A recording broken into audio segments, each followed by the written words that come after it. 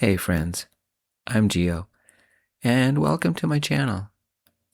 These are stories about gay people learning about themselves.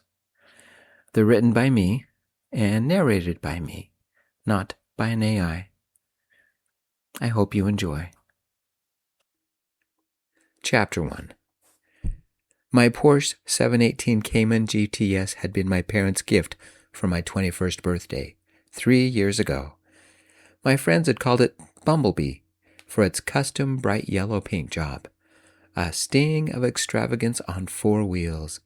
It carried a $20,000 audiophile sound system that could shadow nearby windows. Carbon monoxide brakes worth another 10 grand. And across the polished leather dashboard, etched like an anthem, the words, "No fate but what we make."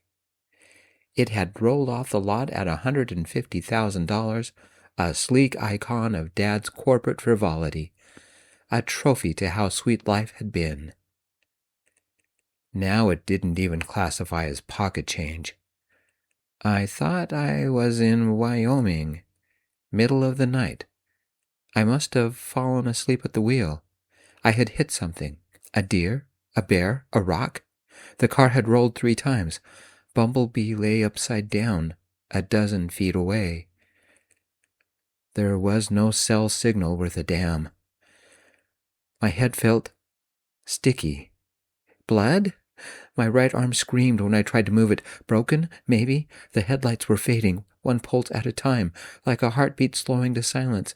Light, dark, light, darker, not as light, a little bit darker. When it faded, so did hope. Dad had been right. I am useless. He would take one look at the car and cut me off for sure this time.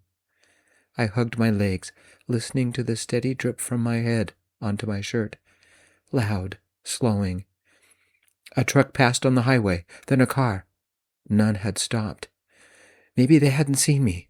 I should have gotten to the road, flagged someone down. But all I had wanted was to sleep, to hide, to pretend I didn't exist. I checked the time on my phone. It didn't even turn on. The screen was fractured like the windshield, and just as useless. The headlights dimmed to a dark orange. Dawn threatened the east with a silver edge. As much as I had wanted to, I couldn't sleep. Though the air was warm, it felt like cold water. My hands shook. Cars passed. None noticed the wreck. None noticed me. Like my father. I guessed it was 5 in the morning, maybe 6. The car had died completely. Nobody could see us. A truck slowed, stopped. "Hello?" A man's voice called. "Anybody there?" A faint woman's voice filtered from his cell phone. "You see anything?" "It's dark. Smells like smoke and burnt oil. There were skid marks on the highway." "You sure you saw something?" "Looked like sideways brake lights. I think somebody wrecked." "Turn on your flashlight before you go down there." The flashlight clicked on. "Path of debris. I see the car. It's bad." He stumbled forward, a vague shadow in the darkness, holding the glow of his phone. On the highway, the red taillights of his truck cast a surreal glow across the wreckage. It had some kind of long trailer attached, with its own red taillights. Car's upside down. Nice one, too. Porsche, I think. The flashlight walked closer, its beam a beacon of hope, a lighthouse for my aching head to latch onto. I tried to yell, but managed only a soft, "Help!" He didn't hear. "Any people?" said the voice from the phone. "I can't see how anyone lived after this. Wait." "Help!" It came out just as quiet. The man didn't notice. My heart fluttered erratic, beating with the randomness of a butterfly trapped in a jar. My hands were colder now, clammy against my jeans. My head didn't pound. It exploded, each pulse like a glass shattering inside my skull. Dad would be so mad. A sob slipped out, small and broken. I felt so cold. My teeth wanted to shatter, but I didn't have the strength. I focused everything into that one last gasp. Help! Did you hear that, sis? Barely. The flashlight beam swept across the dirt, then found me.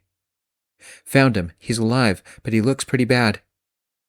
I'm calling emergency, the sister said.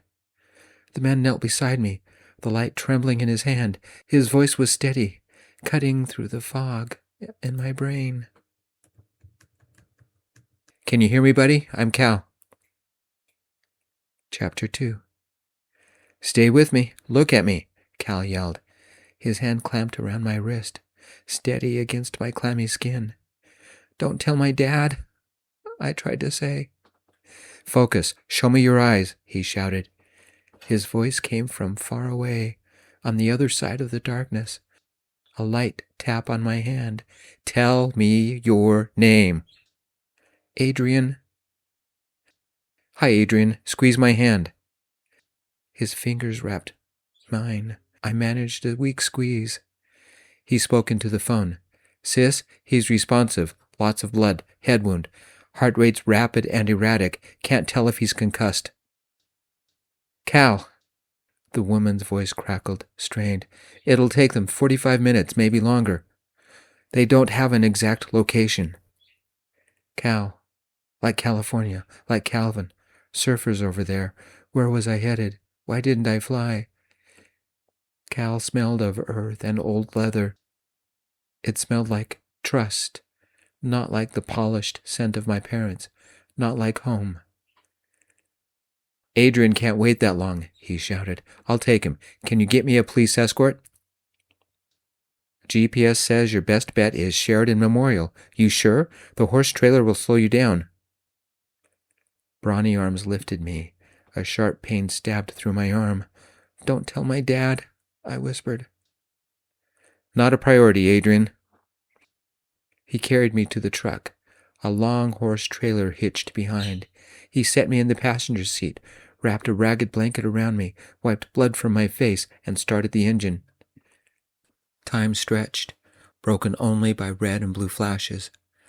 Cal pushed the truck and trailer to 70. The cab smelled of horses, the blanket of something herbal. It was a birthday present, I muttered. Damn it, Adrian, stay awake. What's your tattoo say? Tattoo?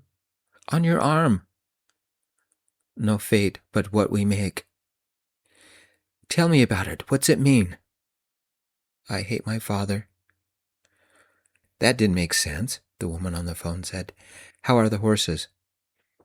Didn't check, but they should be fine.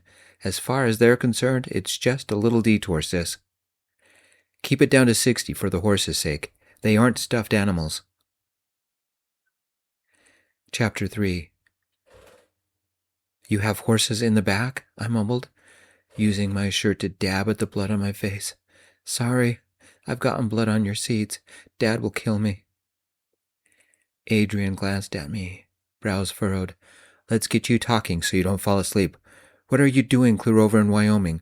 We don't see a lot of Porsches around these parts, mostly trucks, SUVs, and more trucks. I closed my eyes, once again seeing the fight with my dad. I couldn't keep the emotions inside any longer. They spilled out, a flood of thoughts and pain. Dad and I fought. I started this NK dog shelter.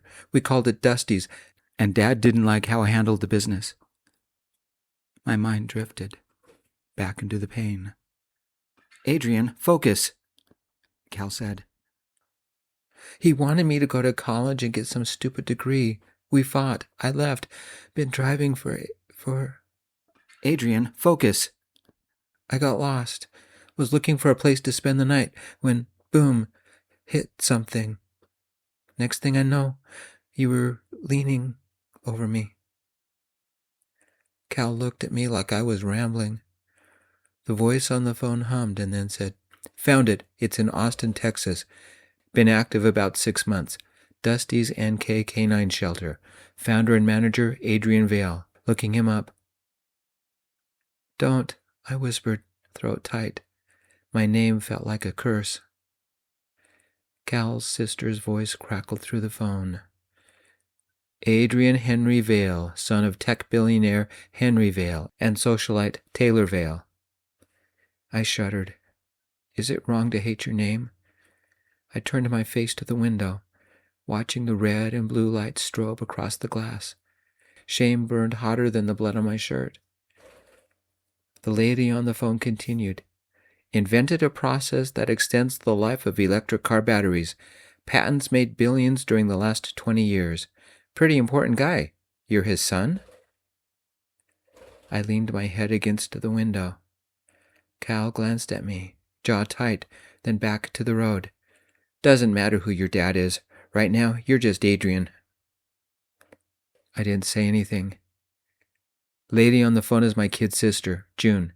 Say hi to Adrian, June. Hello. I love dogs. What kind do you have at Dusty's? None, I replied, wishing I could pass out. Chapter 4. We pulled off the highway, drove down some streets, and pulled up to the emergency room of a hospital. Sign said, Sheridan Memorial. June softly asked, What happened to Dusty's? Dad shut it down. Too frivolous, too touchy-feely, unsustainable margin profile, Dad had said. Zero potential revenue. Wanted me to get a business degree. I told him no. I wanted to be a vet. Wanted to work with dogs. He made some calls. My sponsors fled. I had 3 employees. Dad gave them a better job at one of his companies. Funding stopped. The dream is dead. Veterinarians are a good thing, Cal said, his voice trying to sound hopeful. I spent every cent I had on it, I whispered. Dad's parting advice? Life is not a non-profit. If it doesn't make money, drop it. The EMTs rushed to the truck and opened the door. They placed me on a stretcher, attached a backboard and neck brace. My head had smeared blood on the truck window. The blanket was sodden and red. I whispered, Sorry, but I couldn't think who I was talking to. Cal was suddenly there, holding my hand. The LED utility lights of the emergency room burned antiseptic white, sterile as the house I'd grown up in. My head throbbed with each pulse, the drip of blood replaced by the cold sting of antiseptic. Ready? On 3. They lifted me from the EMT gurney to the hospital table.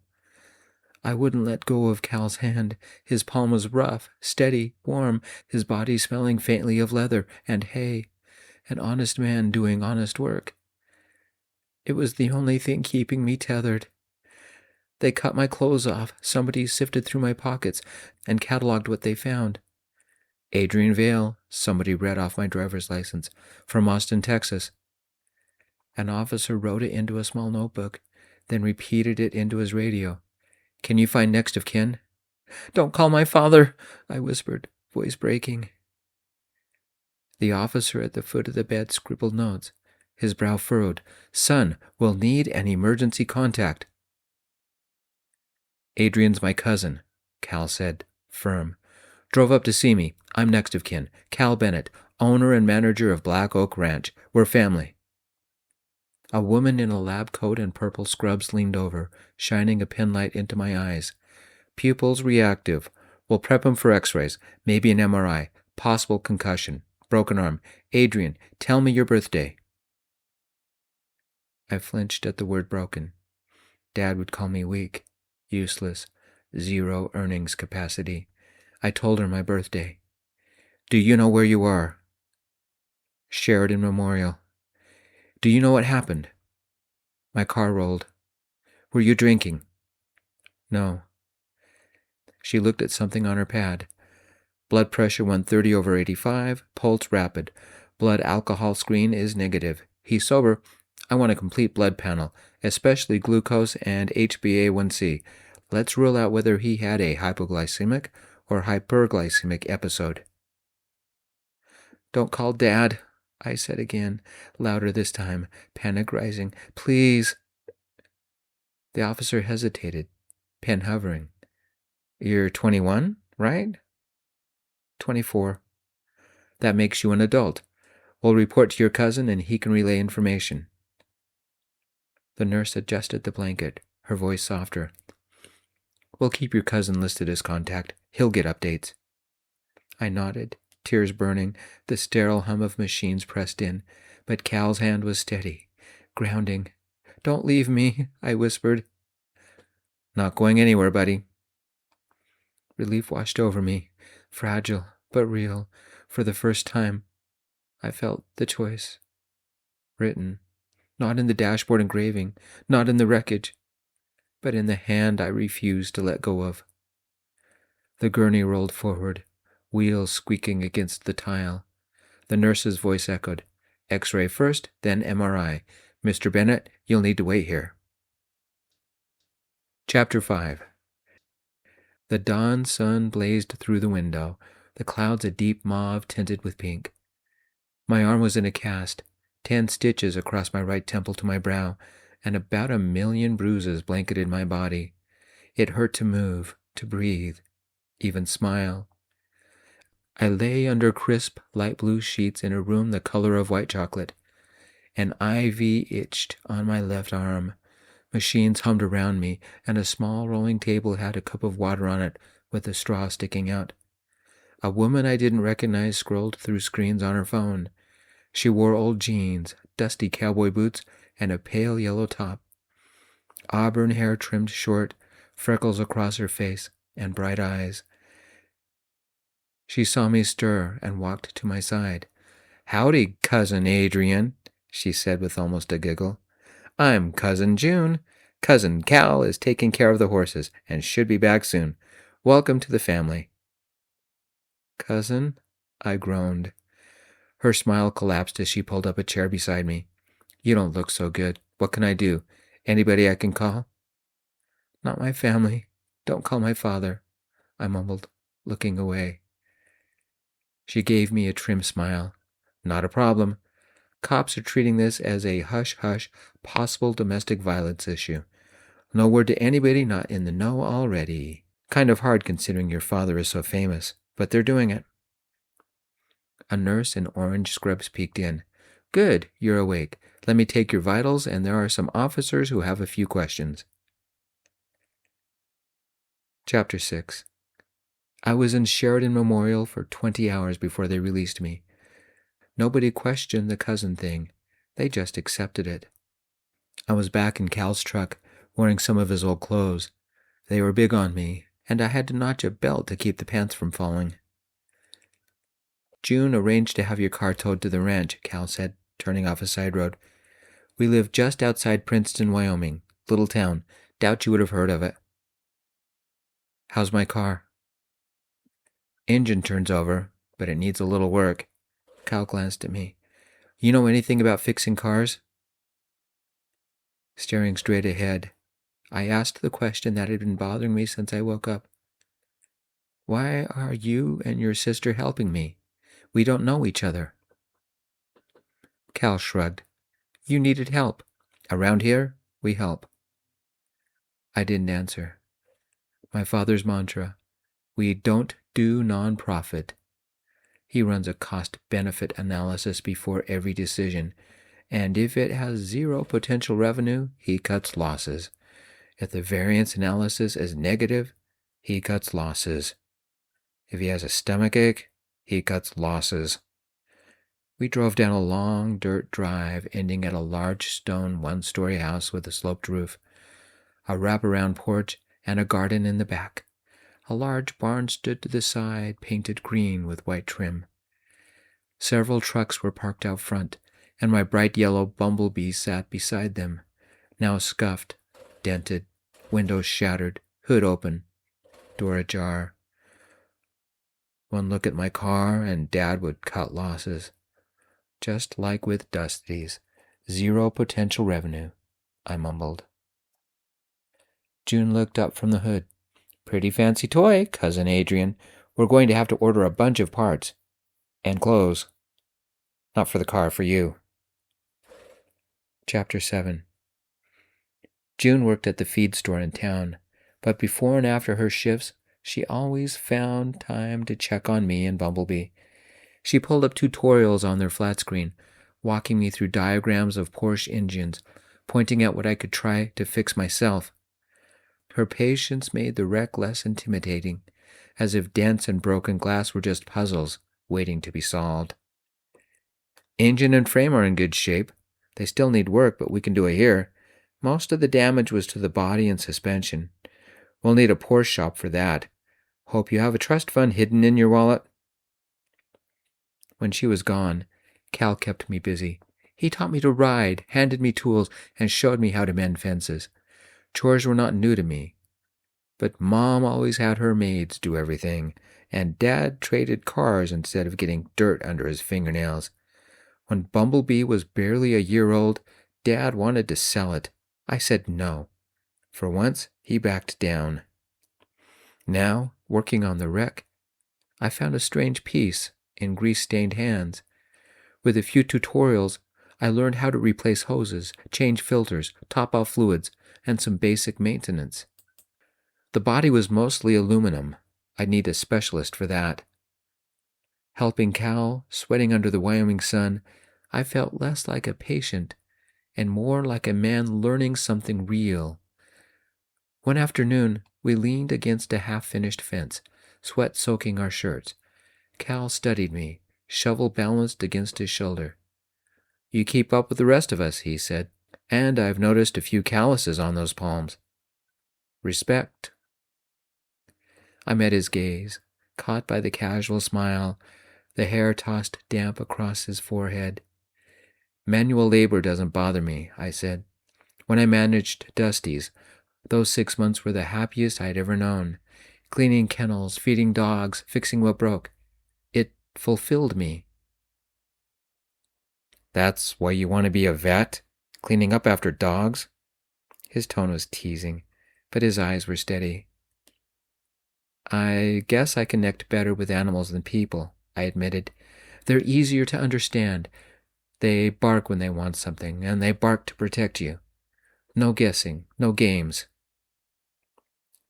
"You miss them?" "It's funny," I replied. "I don't miss my parents. Part of me never wants to see them again. But I miss helping the dogs find forever homes. The volunteers that came by to walk the dogs." I squatted next to the fence, testing the new pole we'd installed, and feeling like I was doing something meaningful. "Your dad didn't like it?" "No. It was a non-profit, and you know how he feels about that." Cal nodded, the corner of his mouth curling into a sarcastic half-grin. "I don't think I like your father very much." Chapter 8. I'd been with Cal and June for 2 weeks. The cast had become more of a nuisance than necessity, but I kept it on. The bruises had faded. The scar extending from my right temple to my eyebrow had healed. It was about 7:30 in the morning when Maggie rang the dinner gong. Maggie was the woman who cooked, cleaned, canned, and tended the garden, while the rest of the crew kept the ranch running. A no-nonsense woman who migrated from Kansas. "Less wind," she said. Her husband, Eddie, was the foreman. In addition to Maggie, Cal, June, Eddie, and me, there were 7 other hands, including 2 teens. Kids or brothers of the guys. 12 in total. Add 3 dogs, 2 goats, 5 hogs, 10 horses, and too many chickens to count. And we had a lot of chores. Not to mention the 36 head of cattle. Chores kept us busy, day and night, 24 hours a day. I loved it. They all knew my story, and as long as I did my chores and kept the horses groomed and the tack cleaned, they didn't bother me. Even told me a million ways to fix up my car. We headed to breakfast. All of us gathered around a large picnic table in the shade of a 50-foot lodgepole pine. I sat next to a couple of the guys. Cal took a seat at the head of the table. "What's for breakfast, Mags?" Eddie asked. "Steak and eggs and hash browns fried in bacon grease," she said. I went inside to help carry out the platters. "City boy, don't forget the lard biscuits and apricot jam. I let them rise all night and baked them this morning." City boy, that's what they call me. Cal looked at me, not a glance, but a serious look. "Adrian, I've been thinking." "Boss has been thinking again," one of the guys quipped. "I hate it when he gets an idea. Usually means more work," somebody else said. June took a roll. "Which means you good-for-nothing mother-effers keep your job." Cal cleared his voice. "As I was saying, idea's this. Adrian set up a shelter for dogs down in Texas." "Until Daddy shut City Boy down," Mags said. I stared at the pile of eggs on my plate, looking for answers. Dad had killed my dream because it didn't make business sense. He had no right. I had found sponsors, not Dad. I had found staff and the volunteers, not Dad. I had arranged for the financing and the building, paid for permits, scheduled inspectors. I had worked 7 days straight, 12 hours a day to make it work, and it was starting to. Not according to Dad. "Man should be shut down," Eddie yelled, pouring himself a glass of apple juice. "Bet Mr. Billionaire doesn't like dogs." "Nope," I said. Dad didn't. Neither did Mom, not even a little tiny chihuahua. "They'll shed on the sofa. Too much work for the maid. Who's going to take them out? Too much work." One of the hands made yapping chihuahua barks and said, "Bet they snuggle up to you better then." He eyed the ladies at the table and quickly added, "You know what I mean." June chimed in. "Always tell a man by how he treats his dog. Hope he gets bit by a pit bull." "Nah," Maggie said. "Give him a long-haired mutt that sheds with every step and has breath that would wilt an onion." Cal continued, his voice cutting through the chatter. "Adrian, can you do something like that except for horses?" Stunned, I lowered the fork I had filled with potatoes back to the plate. "A no-kill shelter for horses?" "Besides lots of money, what would you need?" Eddie said. "Horses eat a lot more than dogs and need a lot more room to run," I muttered. "Forgotten horses need a home too," Cal said. But the way he said it, the way he eyed me, I think he meant me. Chapter 9. The chatter at the table faded, but Cal's words lodged in my chest. A no-kill shelter for horses? The idea was too big, too heavy, too expensive. I stopped breathing. Dusty's had been my dream, and Dad had crushed it. Could I risk that again? I pushed the potatoes around my plate, the fork scraping against porcelain. "Horses aren't dogs," I muttered. "They eat more, they need more land, barns, vets, lots of volunteers to walk them. It's a level of magnitude more expensive." Eddie leaned back, arms crossed. "True, but City Boy, you've got grit. You kept up with chores, mucked stalls, cleaned tack. You didn't quit." "Doesn't mean I can run a shelter for horses," I said, voice low. "I barely know anything about them. Besides, last time I tried, I lost everything." June reached across the table, stealing the biscuit from my plate. "Your daddy stole it from you. I know skunks with more dignity. Don't let him win." Her words stung, but they also warmed. I thought of Dusty's, the kennels, the wagging tails, the volunteers who scooped up poop and didn't complain. For 6 months, I had felt alive. For 6 months, I had purpose. I knew what I wanted. Until Dad decided it didn't matter. Decided I didn't matter.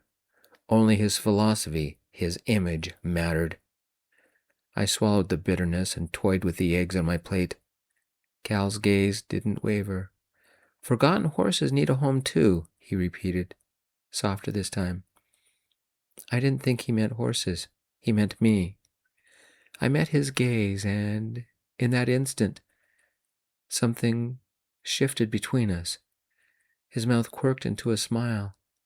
A twinkle flowed through his eyes. I found myself falling into those eyes. Beautiful eyes. Fine sun lines at the corners. Bronze-skinned, kissed by the noonday sun. His soul deep as the Tetons were tall. A sturdy, steadfast man who knew what he wanted. A man whose strength wasn't only in his arms, but in the way he moved, the way he spoke, the way he dealt with people. The lodgepole pine above us whispered in the wind, needles brushing against each other like secrets. I stared at the bark, rough and scarred, yet still standing. Maybe resilience wasn't about winning. It was about staying rooted when storms came. One of the teens snorted, "City boy running a horse hotel? Do we get room service?" Maggie swatted him with a dish towel. "Shut it! He's got more backbone than you think." I broke open a biscuit, steam curling into the morning air. Apricot jam glistened like sunrise. Simple ingredients, risen overnight, transformed by fire. Maybe I could rise too. "I don't know," I whispered. "I don't know if I can do it again." Cal leaned forward, elbows on the table. "Start with what you can do, then what is possible, and soon you'll be accomplishing the impossible. The trick is, just start. Everything else will happen." The words hit harder than I expected. Start. Not succeed, not prove, not profit, not worry. Just start. Chapter 10. It started small.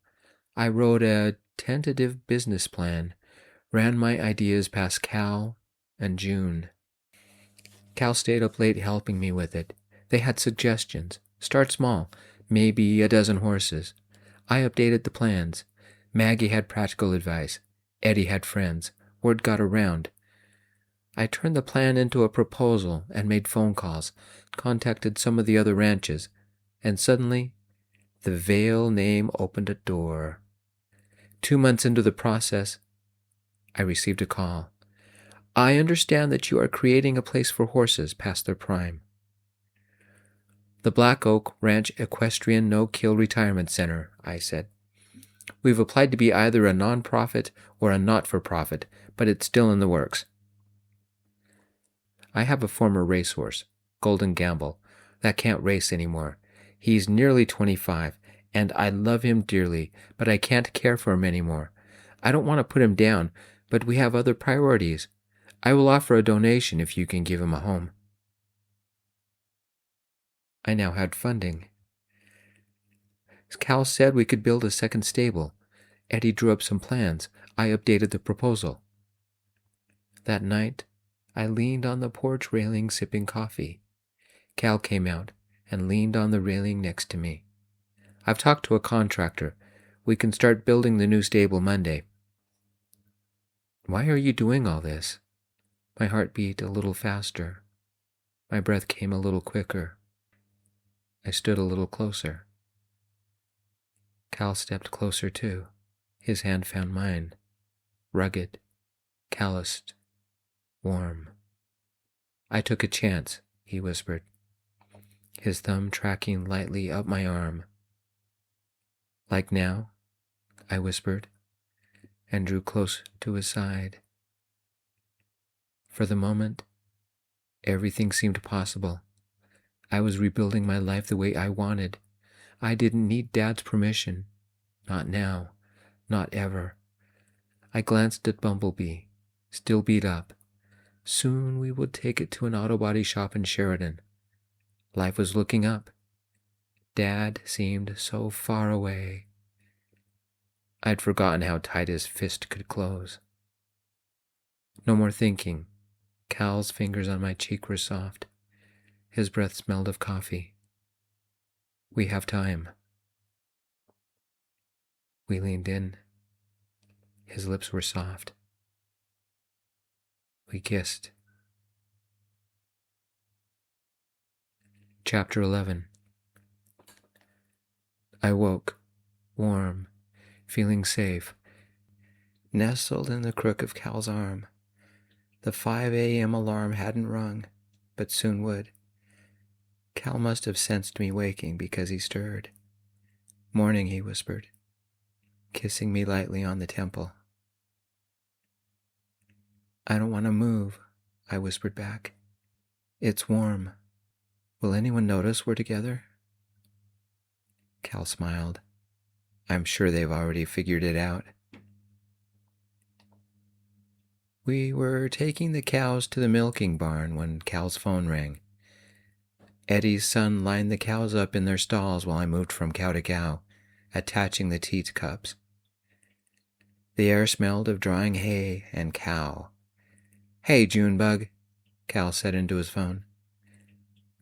I only half listened to Cal. Too many things to do. Can't hide nothing from you, Cal said. I attached the last teat cup to the last cow and said, Start her up. Me, Adrian, Eddie's kid, Cal said into his phone. One by one, the milking machines hissed to life, steady and mechanical. Cal's voice, when it dropped quiet, felt out of sync with the rhythm. A couple of cows mooed. The hoses gurgled as fresh milk traveled through them. Eddie checked the milk intake and yawned. The fresh scent of milk joined the smells of hay and cow. But the air felt heavier now, as if the barn itself knew something was wrong. Nowhere near the house. We're with the cows, Cal said, turning to glance at me. Adrian just hooked them up. I'm staring at him right now. Why? At the mention of my name, I looked up. Cal's eyebrows lowered. His voice turned grim. We should be done by breakfast. The pause stretched longer than it should, out of sync with the steady hiss of the machines. I checked one of the cows. 10 cows had given birth recently. Those were the ones lactating. You're almost done, girl, I said to one of the cows. Just a few more minutes. Cal had stepped outside. His voice hushed. I couldn't make out the words. It must be something about me. Maybe about our night together? Sleeping with the owner might be a serious taboo on our ranch. June might disapprove. Or Maggie. With an angry shove, Cal slid his phone into his pocket. What's up, boss? Eddie's son asked. We have company for breakfast. Who'd be up at this godforsaken hour? Eddie muttered. Cal looked at me, jaw tight. I guess Daddy didn't want to get his shoes dirty. He sent his lawyer. Chapter 12. We walked to the table under the lodgepole pine, carrying a bucket of fresh milk for Maggie. She made fresh butter from it. A silver BMW sat alongside the trucks and my battered bumblebee. A man wiped dust off the BMW. Several of the ranch hands were bringing out platters of eggs, fried potatoes, pancakes, and steak grilled with onions and peppers. Dinner's up, June yelled. Don't be shy. Mr. Lewiston, take a seat in the middle and dive in. Cal has the head. Maggie gets the other end because she gets up for food. A man in a black business suit stood to the side, eyes searching the guys. I assumed for me.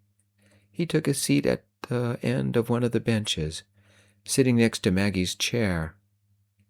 His stiff posture, the slight frown, the way he cleared his throat, made me uncomfortable. He wrinkled his nose as Eddie sat across from him, gently letting the expensive suit touch the faded wood of the bench.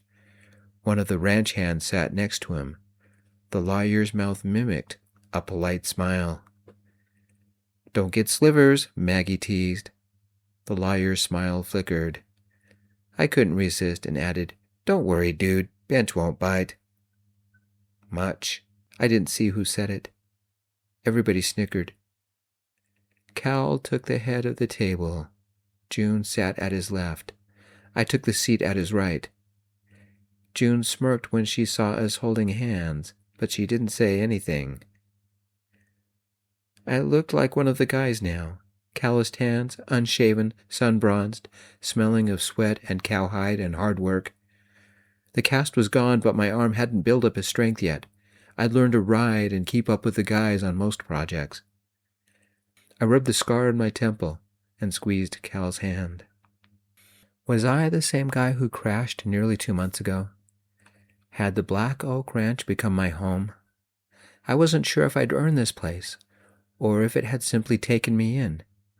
The scar on my temple throbbed like a reminder of the old me, and yet the laughter around the table made me wonder if I could ever go back to the man I used to be. Was I a ranch hand now? Or just a city boy playing dress-up? You know, Cal said, Bumblebee's looking pretty good, all things considered. Runs pretty smooth as well. Eddie's son piped up, You gotta let me drive it. Kids will freak. The lawyer's eyes focused on him, not me. I'd prefer if we could have this conversation in private, Adrian, the lawyer said. June stared at us and burst out laughing. Privacy, she laughed again. As if. Maggie began chuckling. Behave, girl.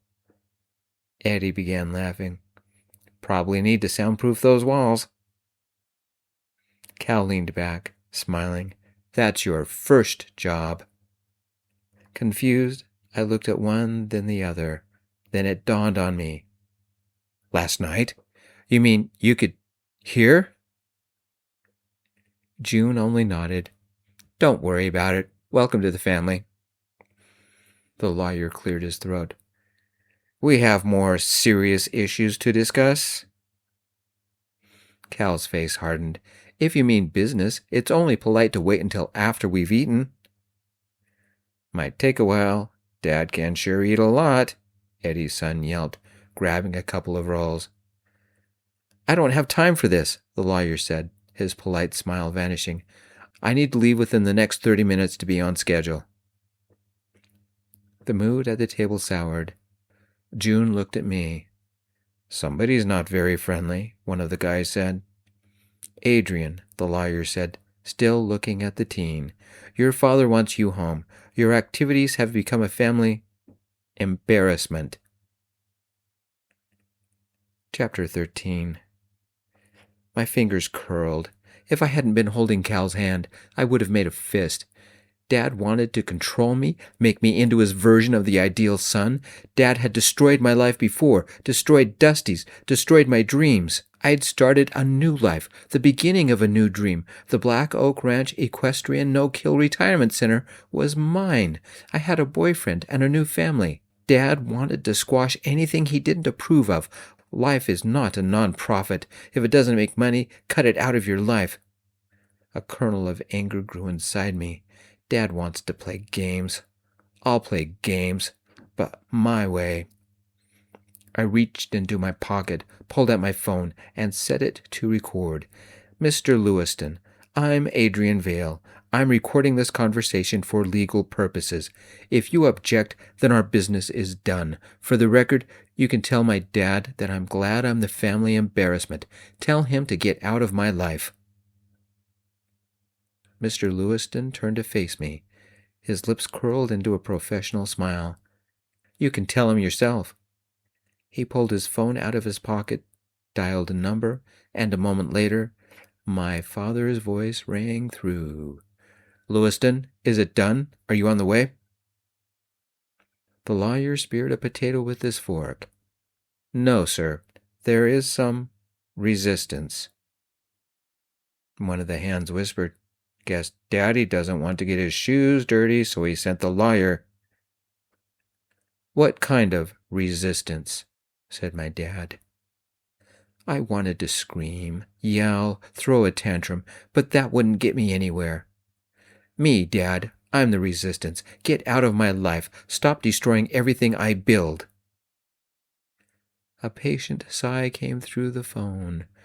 Word is you're playing cowboys like a 5-year-old, and you're starting a ridiculous shelter for horses now. Won't you ever learn? Thanks to Cal, I've learned to stand up for myself. We don't do vanity projects, Adrian. I cannot let you do whatever you want. This family doesn't do small lives. We don't waste time on charity cosplay. I didn't know what to say to that. Cal did. And a shelter for horses or dogs ruins your image, Cal added. Your son working on a ranch ruins that image? Or milking cows, Eddie yelled. Sounds like us cowboys is talking to a genuine city slicker, Maggie said with an exaggerated drawl. Yes, sirree. Too busy acting important to take care of the chickens. Somebody thinks they're the main character, Eddie's son muttered. Are there other people listening? Dad yelled through the phone. Adrian's new family, June said. We're sitting down to breakfast. I stared at the Lewiston phone. Dad, I never used your money, your name, or any of your assets. I arranged everything on my own. That's not the point, Dad said. Then make your point, Dad. We have a lot of work today. I want you back here so I can make sure you don't cause any more problems. I'm not going back to Austin. This is my life. If you don't like it, tough. You don't have a say. Don't speak to your father like this. Come home now. So you can plan my life? Never. I reached forward and ended the call. Chapter 14. The silence after the call was heavy, like dust settling after a storm. My hand trembled as I set Lewiston's phone back on the table. For the first time, I hadn't just resisted Dad. I had ended the conversation on my terms. Cal squeezed my hand, grounding me. You did it, he whispered. Mr. Lewiston set his fork down, studying me with a look I hadn't expected. Then slowly, he smiled. Adrian, he said, I worked for your father a long time. Few people ever stand up to him. Most who tried were fired before they finished their sentence. You didn't just stand up, you ended the call. That takes courage. Heat rose in my chest, not from anger this time, but from something steadier. Respect. Recognition. Lewiston leaned back. I've got an old mare, retired from the track. She deserves a place like this. If you'll take her, I'll make sure a steady donation comes your way. Consider it my way of saying, I believe in what you're building. The table went quiet. Then Maggie let out a low whistle. Eddie slapped the table. Cal squeezed my hand again. For the first time, Dad's empire felt far away, like a shadow receding. The billionaire was left behind. What remained was this ranch, this family, and even Lewiston, choosing to stand with us. I looked around the breakfast table. Eddie grinned. Maggie tipped her hat. June poured more coffee. My new family didn't just witness this moment. They claimed it with me. The kernel of anger inside me shifted. It wasn't rage anymore. It was fuel. Dad's voice had always been the loudest in my head, but now it was fading, drowned out by laughter, by clinking forks, by the rhythm of ranch life. I stood. We've got work to do, horses to feed, fences to mend, dreams to keep alive. Chapter 15. 5 years later, the ranch had grown. Cal and I rode home for lunch. We had married and adopted a 2-year-old boy. He's 5 now. Black Oak Ranch had become our home. We'd had our wedding here. 12 elderly horses now called the ranch home as well. Maybe it was wrong, but I hadn't spoken to my dad since that morning, 5 years ago. I didn't invite him to the wedding, nor the adoption party, not even for Christmas. The silence was a Grand Canyon I didn't ever want to mend. Mr. Lewiston rode alongside us, exercising his aging mare. Since retiring, he visited every month. A black BMW limo had parked beside a fully restored Bumblebee, Lewiston's car, and a fleet of trucks. Expecting company? Mr. Lewiston asked. Nobody's scheduled, Cal said. He called his sister and put it on speaker. Her words chilled me. Adrian's daddy is here, and he wants a tour. And your son wants cheese chiladas for lunch. Again? He had them for breakfast, I asked. And dinner last night, Cal said. Again, June said. We rode up to the stables, put the saddles and tack away, and rubbed down the horses. "How do you want to handle this?" Cal asked. "Let's see what they want, love." Cal and I held hands. We walked by the cars. Dad, immaculate in silk and khaki, circled my Porsche like it was prey. When he looked up, his eyes locked on me. "Adrian?" "I'll wait inside," Lewiston whispered. "Hi, Dad. I'd like you to meet my husband, Cal." My voice stayed neutral, guarded. Our son barreled out of the front doors, cookie dough on his chin. "Daddy, I made chocolate cookies with Aunt Maggie. She let me lick the beaters." I scooped him up, wiping his chin. "Did you save some for us?" "Maggie only let me have a little." His eyes flicked to the man by Bumblebee. "Can I write in Bumblebee? Who's that?" "That's your grandfather." Dad's jaw slackened. Son? Husband? Grandfather? "I made my own life, Dad. All because of Cal. What do you want?" He ran his hand along Bumblebee's finish, voice softer. "I want to break the silence, Adrian. Is it too late?" "Well, you're just in time for lunch," Cal said. "Daddy, can I have cheese chiladas?" our son said. Thank you, everybody, for joining me. I'm Gio, and this was a fun story to write. By the way, there won't be a story next week. I'm taking a week off to catch up on a couple of things. There will be a story in 2 weeks. Thank you for listening, everybody. By the way, if you want more stories, please check out my channel, Loud and Proud L3Q. That has a few more. Thank you, everybody. I appreciate your care and your love, and for standing with me. I love you all. Peace, my friends.